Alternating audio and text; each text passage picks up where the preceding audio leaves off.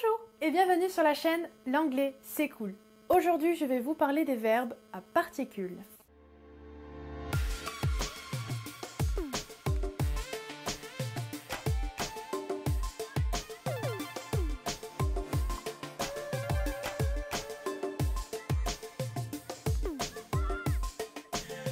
Alors oui, dans la précédente vidéo je vous avais parlé des verbes prépositionnels et dans cette vidéo je vous avais dit de faire bien attention à ne pas les confondre avec les verbes à particules. Et c'est pour ça que du coup j'ai eu l'idée de faire cette vidéo aujourd'hui, c'est justement pour vous expliquer ce que c'est des verbes à particules et du coup que vous voyez un petit peu la nuance comparée à des verbes prépositionnels. Donc déjà, première chose, si vous n'avez toujours pas vu ma vidéo sur les verbes prépositionnels ou que vous avez un petit peu la mémoire qui flanche, je vous invite à cliquer sur le petit i en haut pour aller la regarder. Déjà, premier point, comparé aux verbes prépositionnels, même si on a vu que dans certains cas un peu exceptionnels, la préposition pouvait changer un petit peu le sens du verbe. Pour le coup, là, c'est carrément le cas pour la particule. Alors que pour les verbes prépositionnels, ce n'est pas forcément le cas, en tout cas en majorité. On va dire dans 95-98% des cas, ça ne change pas le sens du verbe, ce qui est par contre le cas pour les particules. Comme je vous avais dit dans la précédente vidéo, les verbes à particules, on peut aussi appeler ça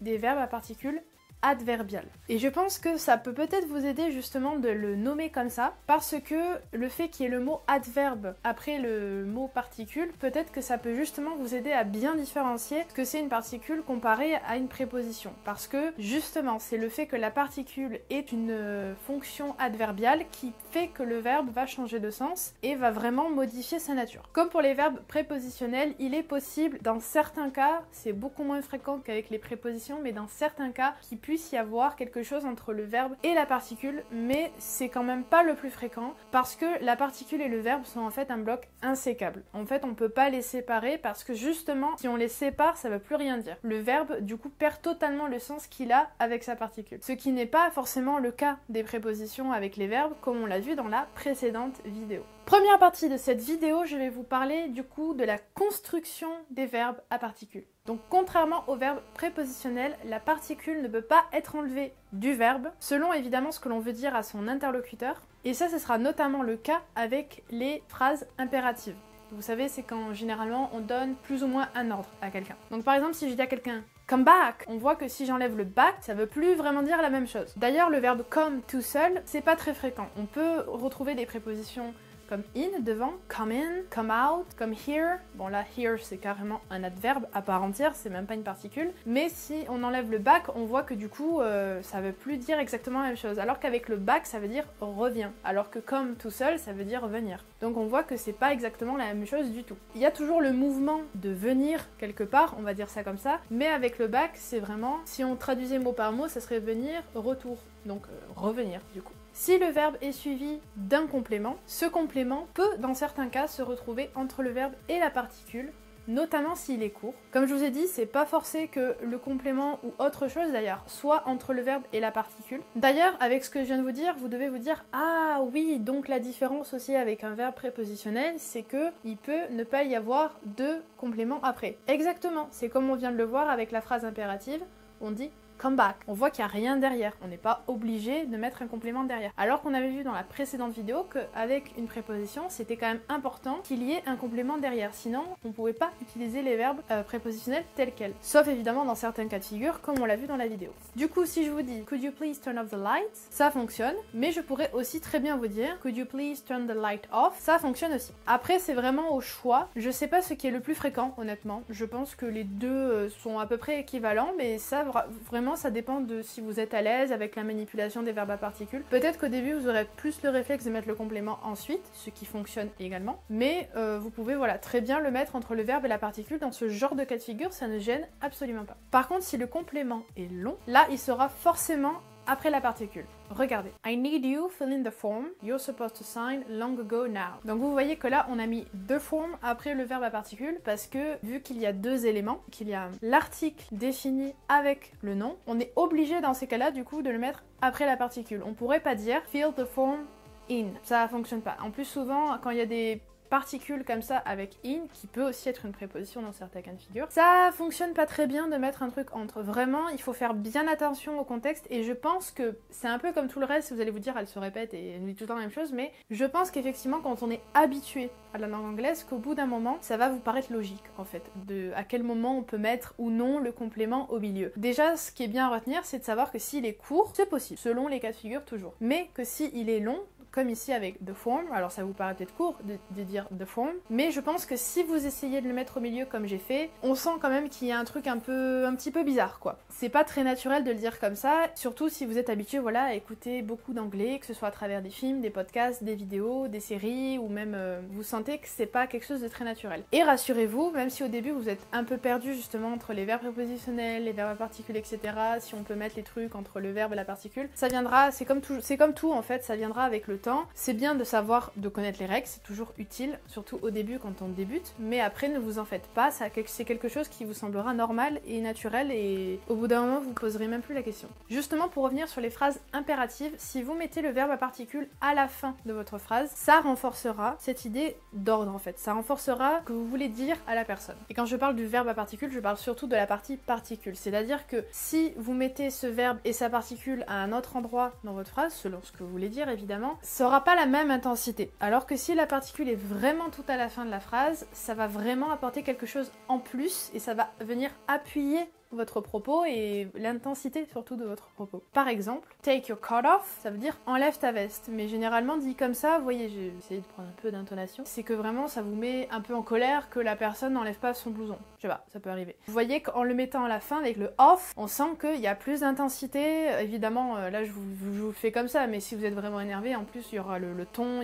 ça sera un ensemble de choses. Mais voilà, généralement, si vous voulez plus impressionner votre interlocuteur avec votre phrase, pensez à bien laisser la particule à la fin de votre phrase et pas mettre le verbe ailleurs. Et on voit que là par contre, justement, on a quand même mis your coat. Alors que juste avant, je vous ai dit oui, mais si c'est un peu long, le complément, etc. Dans les phrases impératives, c'est un petit peu l'exception qui confirme la règle, hein, comme toujours. Sinon c'est pas drôle. Là ça fonctionne un peu plus parce que on va dire que vous avez le droit pour justement appuyer votre ordre. Là vous avez le droit de mettre take et off un peu plus séparés et de vraiment laisser le off à la fin pour que votre interlocuteur percute encore plus. Parce que vous pourriez très bien dire take off your coat. Mais ça a moins d'intensité que si vous dites take your coat off. Parce que vraiment le off va venir, comme je vous l'ai dit, appuyer votre propos. Si votre particule a un sens, on va dire, abstrait, donc il réfère plus à une notion qu'une action, vous savez, on avait déjà vu un petit peu les noms ou les verbes comme ça, justement, qui font plus écho à quelque chose qui est pas palpable, comme l'amour, le courage, la tristesse, surtout les émotions, ce genre de choses. Là, de nouveau, il sera préférable de ne pas séparer le verbe et la particule. Alors, c'est possible de quand même dans ces cas-là, mettre quelque chose entre le verbe et la particule, même dans ce type de phrase, mais ça sera quand même beaucoup moins fréquent, et vous entendrez plus des phrases du type « Don't give up your dreams » que « Don't give your dreams up ». Ça existe, hein, on peut séparer le « give » et le « up » dans certains contextes. Mais voilà, sachez que si c'est plutôt un verbe qui parle d'une notion, comme là, le fait d'abandonner un rêve, c'est vrai que c'est plutôt notionnel que quelque chose de concret, de palpable. Là, il sera quand même préférable du coup de laisser le verbe et la particule ensemble, même si vous pouvez les séparer, on comprendra ce que vous dites, il n'y a pas de souci, mais c'est moins fréquent pour les anglophones, on va dire. Attention, par contre, si le complément c'est un pronom, il sera toujours entre le verbe et la particule. Et là, vous allez voir, surtout avec l'exemple que je vais vous donner, que pour le coup, c'est vrai que si on met le pronom après, ça fait un peu bizarre, je trouve. Enfin, moi, personnellement, maintenant qui suis très habituée à cette langue, on sent qu'il y a un petit truc... on sent que c'est pas naturel. Enfin, personnellement, je trouve. Donc si, par exemple, je vous dis « Please wake me up early tomorrow morning », ça va. C'est comme ça qu'on le dirait, du coup. Mais... on pourrait pas dire « Please wake up me early tomorrow morning ». Là, par contre, on sent que...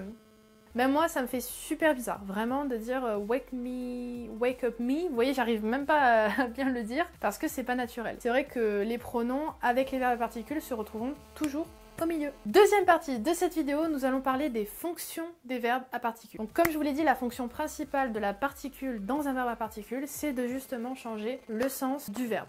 principalement. C'est pour ça d'ailleurs que la particule est beaucoup plus liée et beaucoup plus aimantée au verbe que la préposition, parce que justement, elle va changer le sens, et donc on peut pas foncièrement les séparer. On ne peut pas enlever la particule et vouloir que le sens ne change pas, parce que la particule va foncièrement changer le sens de votre verbe. C'est pour ça que c'est beaucoup plus considéré comme un bloc que les verbes prépositionnels, où la préposition, elle va plus être là pour faire un lien avec le reste. Alors que comme on l'a vu, la particule n'a pas forcément besoin d'un complément derrière. Ça dépend vraiment des phrases. Souvent il y en aura un, parce que si vous faites une phrase construite, bah forcément il y aura un complément. Mais si vous, voilà, vous dites des phrases assez courtes, à l'impératif, etc., ou même des questions, comme on l'a vu, c'est pas obligé qu'il y ait un complément. C'est pas du tout une règle où c'est obligé comme avec les verbes prépositionnels. Pas du tout. Parce que le verbe à particule se suffit parfois à lui-même, parce que c'est un bloc en entier, alors que le verbe prépositionnel, en fait la préposition c'est plus un outil pour faire le lien avec justement ce qui va suivre, qui n'est pas le cas de la particule. Là je vous ai fait une petite liste, mais avec tout le temps le même verbe, c'est-à-dire que j'ai pris le verbe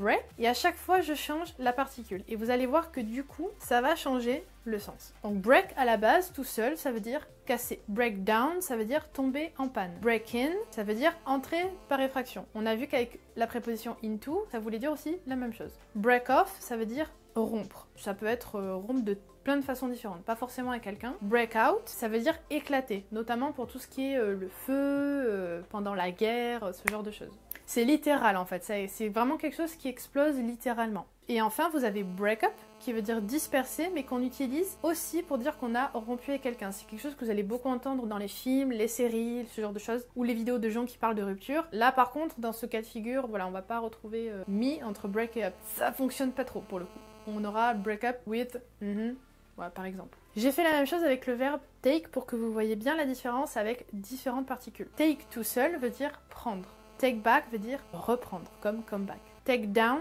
veut dire décrocher un objet, et ça veut dire aussi noter. Take in, ça veut dire recevoir, notamment des amis, de la famille, donc recevoir des gens chez soi, ou comprendre. Donc vous voyez, c'est ça aussi qui est pas évident, j'avoue, avec la langue anglaise, c'est que même avec une seule et même particule, des fois vous avez deux sens en fait, qui en soi n'ont pas grand chose à voir l'un avec l'autre, mais c'est une habitude. C'est une habitude et à force de vous en servir, ça va venir. Ensuite vous avez take off, qui veut dire décoller, notamment en avion. Ensuite vous avez take on, qui veut dire embaucher ou prendre aussi quelque chose. Ensuite vous avez take over, qui veut dire racheter ou prendre à sa charge. Et ensuite vous avez take up, qui veut dire se mettre notamment à une activité. En fait ça veut dire se mettre, mais il faut quelque chose ensuite, donc souvent ça va être quand vous vous mettez à une activité en particulier, le sport, la musique, la peinture, ce que vous voulez. Troisième partie de cette vidéo, je vais vous parler des principales particules et de leur sens. Parce que oui, on peut dans ces cas-là isoler aussi la particule et essayer de voir les sens principaux qu'il peut y avoir quand on utilise telle ou telle particule. Alors évidemment,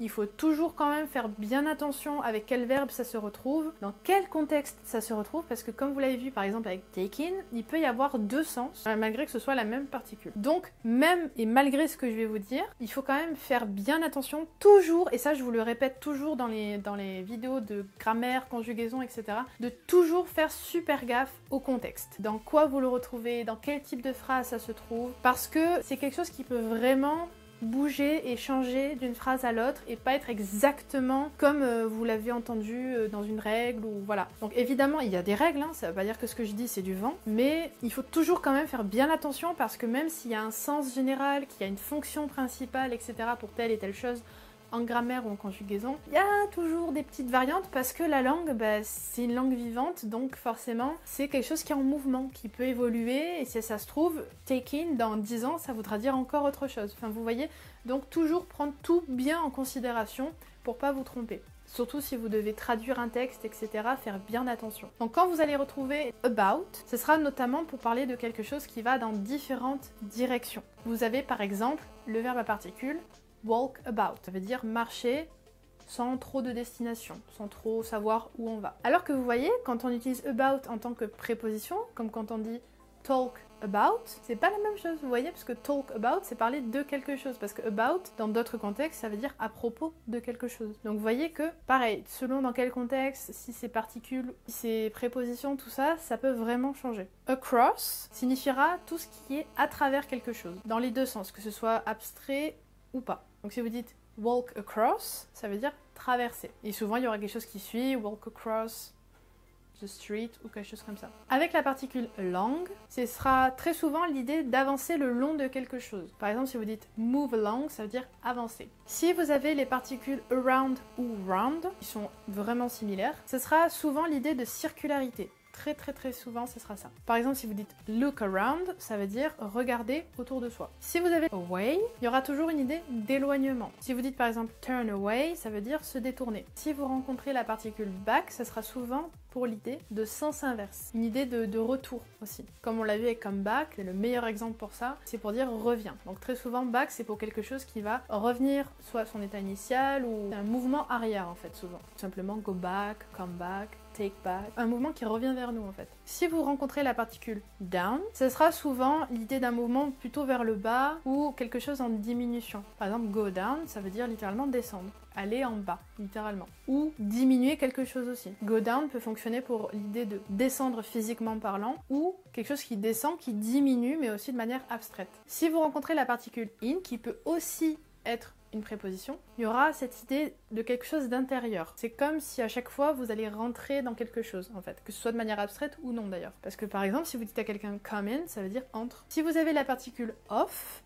avec 2 F, attention, ce sera souvent une idée plutôt de séparation, de coupure avec ce dont on parle. Par exemple, quand on dit take off, comme on a parlé tout à l'heure, qui veut dire décoller, ou s'envoler, on voit que du coup, il y a, si on veut aller un peu loin dans l'imagination, cette idée justement de séparation, avec take-off, c'est le fait de s'en aller déjà d'un endroit. Donc on se sépare, on s'éloigne d'un endroit où on était, notamment un endroit sur la terre ferme. Donc il y a vraiment cette idée voilà, de s'en aller. Avec la particule on, ce sera plus un mouvement en surface, ou vers une surface. Que on tout seul, ça veut dire très souvent sur quelque chose. Par exemple, si vous dites à quelqu'un, ou si vous utilisez l'expression put something on, c'est le fait de mettre quelque chose, notamment des vêtements. Si vous rencontrez la particule out, là ce sera plutôt justement le mouvement vers l'extérieur, contrairement à in. Quelque chose qui va plutôt vers l'extérieur, vers le dehors. Toujours pareil, peu importe si c'est abstrait ou concret, mais c'est cette idée un peu voilà, de mouvement vers l'extérieur. C'est à l'extérieur de nous. Si vous dites par exemple eat out, c'est le fait de pas manger chez soi. Littéralement, c'est manger dehors. Avec over, ça va être comme une sorte de mouvement au-dessus de quelque chose d'autre, ou aussi une idée de répétition. Par exemple, l'expression tout simplement over and over again, ça veut dire encore et toujours. Donc si vous dites do something over, c'est le fait justement de refaire quelque chose. Avec la particule through, comme across, ça va vouloir signifier à travers quelque chose, que ce soit de manière palpable ou non. Et si vous dites par exemple get through, c'est le fait de parvenir à une destination. Très souvent, on va pouvoir retrouver ce genre de formulation, notamment quand quelqu'un parle de quelque chose qu'il a vécu, qui est difficile, donc là on voit que c'est dans le domaine plutôt abstrait du coup. Donc voilà, through, alors il va quand même être plus fréquent que across pour les choses abstraites, même si, toujours pareil, dans certains contextes, il est possible de retrouver across, mais across sera plus pour les choses concrètes, palpables, physiques. On va vraiment littéralement traverser quelque chose, alors que through justement sera beaucoup plus utilisé pour tout ce qui est abstrait et beaucoup moins pour ce qui est plus concret, plus réel, on va dire ça comme ça. Et enfin, si vous retrouvez la particule up, ça sera souvent l'idée de vers le haut ou l'idée aussi d'achèvement. En gros, vous avez fini quelque chose, vous êtes allé au bout de quelque chose. Littéralement, eat up, ça veut dire finir de manger. Quatrième et dernière partie de cette vidéo, je vais vous parler des verbes à particules suivis de prépositions. Oui, ça existe. Je trouvais ça pas mal de vous le mettre surtout en fin de vidéo pour vous montrer justement que c'est possible d'avoir une combinaison de verbes à particules avec en plus une préposition. Alors vous allez vous dire waouh, ça doit être vachement lourd, mais en fait c'est comme tout, c'est une habitude. Donc effectivement, c'est peut-être pas quelque chose à laquelle vous allez penser tout de suite en pratiquant votre anglais, mais c'est des expressions totalement courantes, totalement normales, qui sont utilisées souvent. Donc pareil, je vous ai fait une petite liste de choses assez récurrentes que vous pouvez retrouver comme combinaison entre les verbes à particules et les prépositions, parce qu'il n'y en a pas 1 million non plus, mais il y en a quelques-unes qui sont assez récurrentes et je tenais du coup à vous en parler. Comme je vous l'ai dit justement, la préposition sert à introduire le complément dans les verbes prépositionnels quand ils sont tout seuls par exemple. Et ce sera le cas justement de nouveau de la préposition ici, c'est-à-dire que son rôle sera pas forcément d'être lié au verbe directement, parce que déjà même dans les verbes prépositionnels c'est pas forcément son rôle, mais ce sera de faire le lien entre le verbe à particules, donc ce bloc, avec le complément qui suit. Parce qu'il y a des verbes à particules qui vont avoir besoin d'une préposition pour faire un lien. Donc parmi ces combinaisons, on retrouvera back out of something, qui veut dire se retirer de quelque chose. Be up to something, manigancer quelque chose ou être à la hauteur de quelque chose. Cash in on something, tirer profit de quelque chose. Catch up with somebody, ça veut dire rattraper quelqu'un. Check up on somebody, ça veut dire se renseigner sur quelqu'un. Cut down on something, ça veut dire réduire quelque chose. Do away with something, ça veut dire abolir quelque chose. Drop in on somebody, ça veut dire passer voir quelqu'un. Fall back on something, c'est avoir recours à quelque chose. Fill up to something, c'est se sentir à la hauteur de quelque chose. Get on with somebody, c'est s'entendre avec quelqu'un. Go on with something, c'est continuer quelque chose. Keep up with somebody, c'est rester en contact avec quelqu'un. Look down on somebody ou something, c'est mépriser quelqu'un ou quelque chose. Look forward on something, c'est attendre quelque chose avec impatience. Look out for somebody ou something, c'est rechercher, se méfier de quelqu'un ou de quelque chose. Look up to somebody, admirer quelqu'un. Make up for something, c'est compenser quelque chose. Miss out on something, c'est louper quelque chose. Put up with something ou somebody, c'est tolérer quelqu'un ou quelque chose. Run out of something, c'est venir à manquer de quelque chose. Speak up for somebody ou something, c'est défendre quelqu'un ou quelque chose. Stand up for somebody, c'est défendre quelqu'un. Watch out for something, c'est faire attention à quelqu'un. Donc voilà, j'en ai fini avec cette vidéo, j'espère sincèrement qu'elle vous aura plu et qu'elle vous aura appris des choses. Si vous avez n'importe quelle question par rapport à ce sujet des verbes à particules ou des verbes prépositionnels parce que vous n'avez pas encore bien compris la différence, n'hésitez pas à me les poser en commentaire ou sur mes réseaux. Si vous avez aimé la vidéo, n'hésitez pas à mettre un pouce bleu en bas de la vidéo. N'oubliez pas non plus de vous abonner, c'est méga super giga important. N'oubliez pas non plus la petite cloche pour être au courant de toutes mes vidéos grâce à la petite notification. Sur ce, je vous souhaite un excellent week-end. Je vous fais à tous de gros bisous. Et je vous dis à très vite dans une prochaine vidéo. Bye bye!